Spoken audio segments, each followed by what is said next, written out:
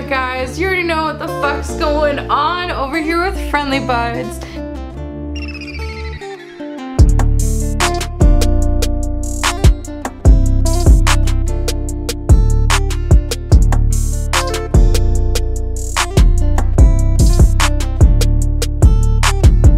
Today is going to be a part 2 to my CHS video.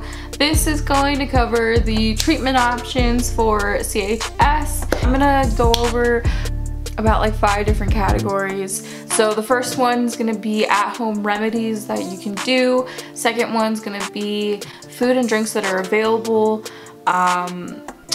medication that you would see at the hospital that, you know, I've gotten in the list, things to avoid, and just overall helpful tips. And yeah, so let's not waste any time, guys. Let's get to it. First one's gonna be Magnox. During these episodes, it is very common that you are gonna have a magnesium deficiency. So Magnox is an over-the-counter medication. It's actually like a natural vitamin for your body, and so just by taking it, you are kind of helping get your body back up and, you know, not feeling as shitty as it is. Another one would be Pepto. Yeah, this one's a common one in your house. I know I have it. It just helps with your stomach lining and with the stomach acid as well. It feels much better when you throw it up. It's not going to help with your nausea or keeping anything down. It's only there to really just coat anything. And it's perfectly fine to throw up, and it just makes it feel a little bit easier. For the next one, it's going to be heartburn relief. This one you normally wouldn't think about, but when you're throwing up, your throat's gonna be like really inflamed, and so is your chest. It's gonna start hurting. It's gonna feel like that all the way up to maybe your upper stomach. Is going to just help the feeling of throwing up, so it's kind of numbed and not as swollen, really. I have the mint one, which it does wonders because it's like this thick liquid and it coats your whole throat, and when you throw up, you honestly, you just taste minty. Like, it's a huge turnaround. One is Pedialyte. A lot of people use this for hangovers because it has a lot of nutrition in it, and you know, a little goes a long way. So Pedialyte actually works for that in this case because you are dehydrated and you're throwing up literally everything. You can't keep down water, you can't keep down food. So Pedialyte is something to kind of just make you feel less deplenished. Yeah, another household one would be Tums. This one solely helps for your stomach lining. It usually helps with the feeling in your stomach versus the Pepto, where you feel like it's just coating.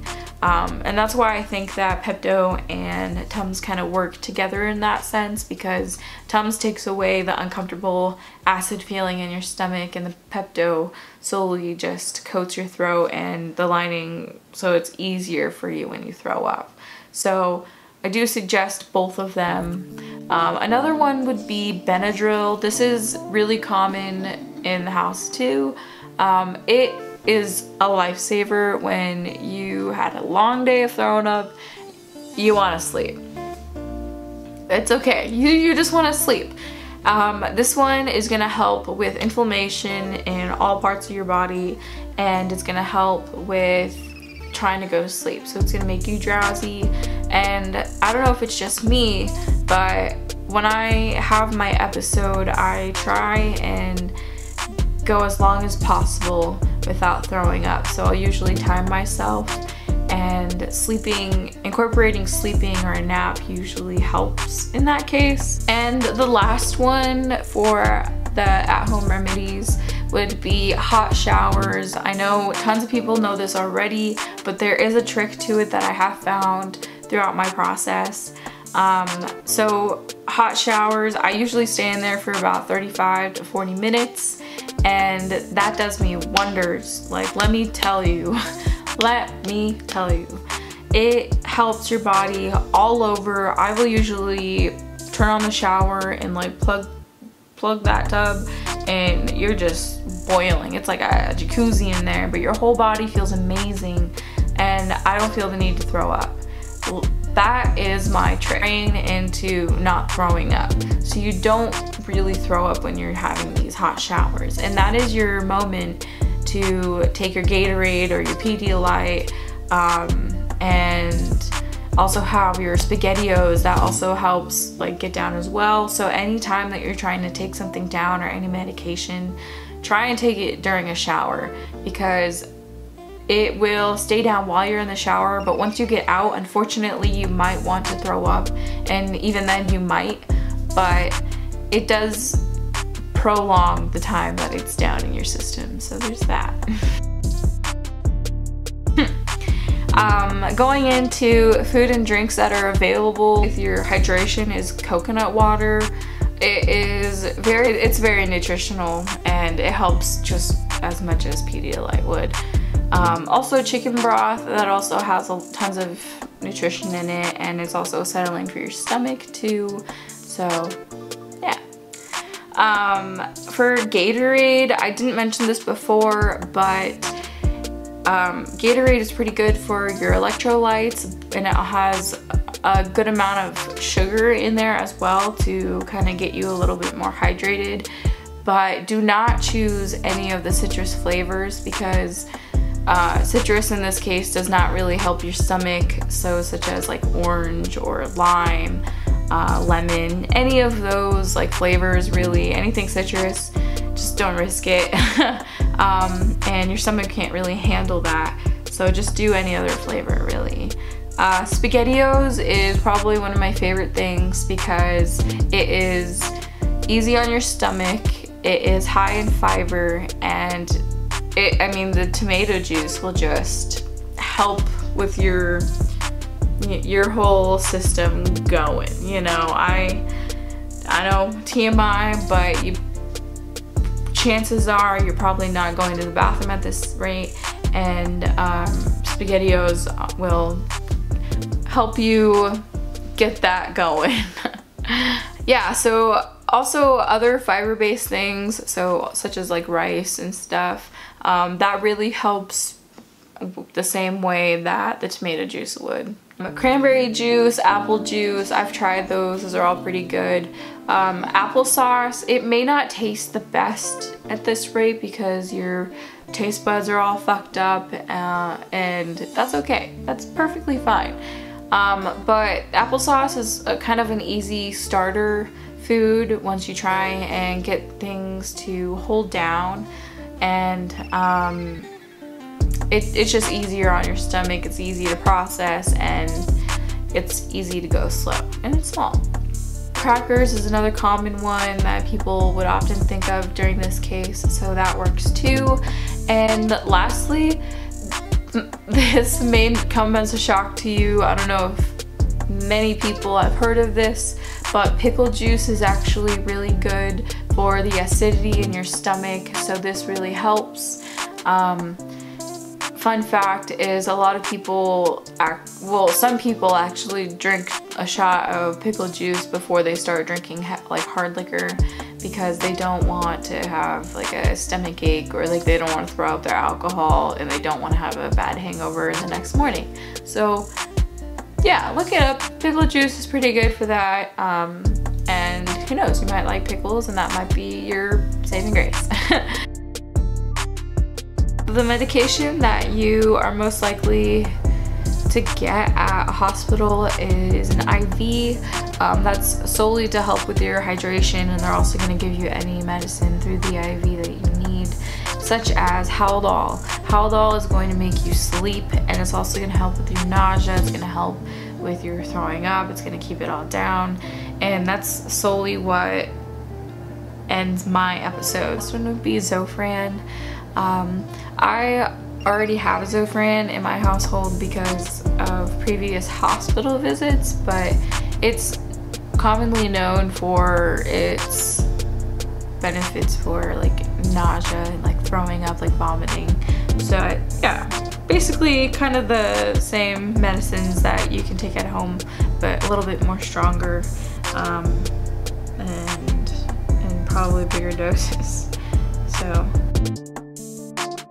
going into things to avoid, I've made this mistake tons of times. Any stomach digestive medication, melatonin actually reverse effect to it. Rather than making you sleepy, it would make you feel more awake, and that is the worst thing to experience. And that's why Benadryl also helps in this case, because it will work with all the other medication that your body probably has. Also, very processed foods, so like French fries, I know that a lot of times that would help with a hangover.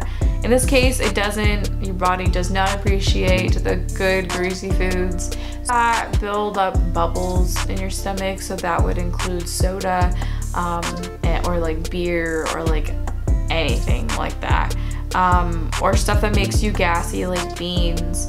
I know a lot of people would try and drink ginger ale. Do not drink ginger ale. This does not help you the same way that it would an upset stomach. People will actually do this, but you need to stop smoking weed when you have your episodes, and do not have any CBD. I know CBD is commonly known for helping the inflammation throughout your body and not having like any psychoactive during it, but it does not help in this instance, because the whole reason why this is happening is, to what we can believe, is overstimulation. So given that, we just want to weave your body off of it to just stop throwing up, you know, trying to get back to that normal level that you were at once again.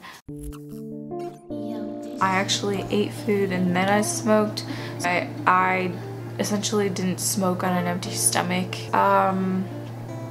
There is a Facebook group that I could put in the link in the description below for recovery for CHS, and there's tons of people in there, but I must warn you that if you do continue to smoke after you have your CHS episodes, that this group is making you like agree not to encourage smoking weed of any kind in the group.